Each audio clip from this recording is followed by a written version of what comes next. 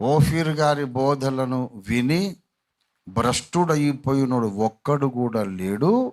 ఓఫీర్ గారిని అనవసరంగా నిష్కారణంగా ద్వేషించి పాడైపోయినోళ్ళు కొద్దిమంది ఉన్నారు. ఇది లేఖన నెరవేర్పు. కడవరి దినములలో కొందరు విశ్వాస భ్రష్టులవుదురని ఆత్మ తేటగా చెప్పుచున్నాడు. ఇదిగో అయ్యారు, చూడండి, మీ కళ్ళ ముందు ఉన్నారు, యూట్యూబ్లో ఉన్నారు.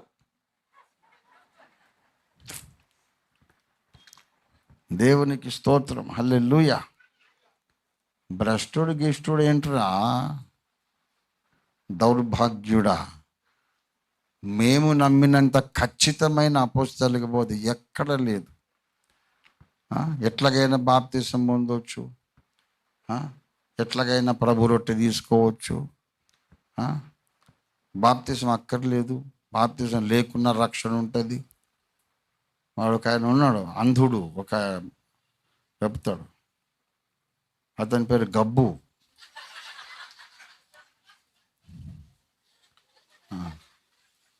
ఆ గబ్బు బ్రదర్ చెప్తాడు ఏంటంటే, బాప్తిసం అనేది శరీర క్రియ, క్రియల ద్వారా రక్షణ కలగదు కనుక బాప్తిసం కూడా ఒక క్రియ కనుక బాప్తిసం అక్కర్లేదు, రక్షణ వచ్చేస్తుంది. బాప్తిసం అక్కడని చెప్తాడు.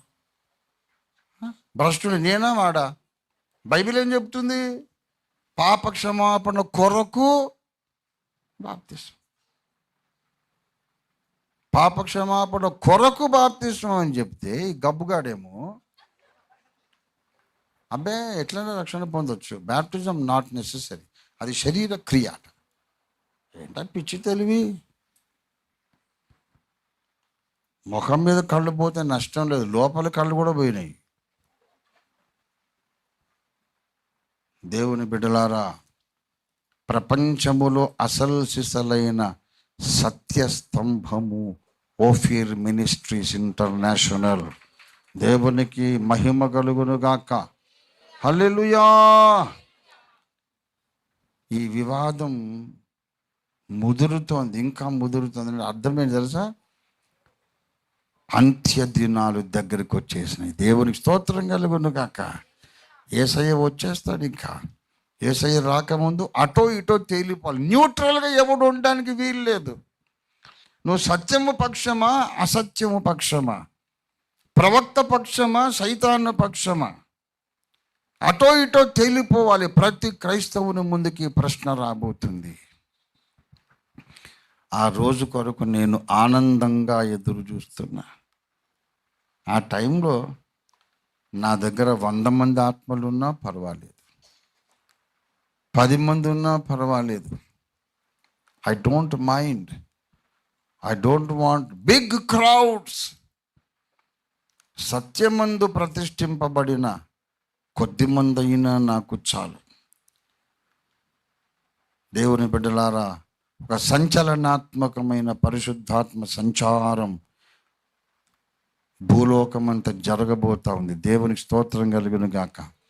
అన్ని సంఘములలో ఒక గొప్ప భూకంపం రాబోతుంది. అన్ని సంఘాలు 2గా చీలిపోతాయి. ఒక గుంపు ఓఫీర్ గారిని ప్రేమిస్తుంది, ఒక గుంపు ఓఫీర్ గారిని ద్వేషిస్తుంది. All denominations, Lutheran church, Bible mission, Methodist church, Baptist church, Pentecostals, Hebron, అన్ని సంఘాలు నిట్ట నిలువున చీలిపోతాయి. Dividing factories. రంజిత్ ఓఫీర్ను ప్రేమించే వాళ్ళు ఒక గుంపు, రంజిత్ ఓఫీర్ను ద్వేషించే వాళ్ళు ఒక గుంపు అవుతారు. మీరు చూస్తూ ఉండండి. నువ్వు ముసలోను అయిపోయినావు, ఇప్పుడు అప్పుడు గుట్టుకోమంటావు, నీకేందా ఎంత కాన్ఫిడెన్స్ అంటే, ఎవరి పిచ్చి మోకాలు, నేను బతుకుండడమే మీకు మంచిది. నేను చచ్చిపోతే 1,00,000 మంది రంజిత్ ఓఫీర్లు వేస్తారు. ఇప్పుడు సాయిమల్ సుధాకర్ చూడండి, మన రఘుయేల్ గారు, మన పురుషోత్తం కుమార్, దయాసాగర్ గారు, అరుణ్ కుమార్ గారు, సునీల్, జాషువా, స్వరాజ్, వీళ్ళు ఎంతమంది. మామూలుగా లేదు వ్యవహారం. అందులో నేను గుట్టుకుమని అనుకోండి, మీలో ఒక్కొక్కరు ఒక్కొక్క ఛానల్ పెట్టుకొని దుమ్ము రెగ్గొడతారు. నేను బతికుండడమే నా విరోధులకు మంచిది. నేను ఒకవేళ వెళ్ళిపోతే మాత్రం మామూలుగా ఉండదు వ్యవహారం.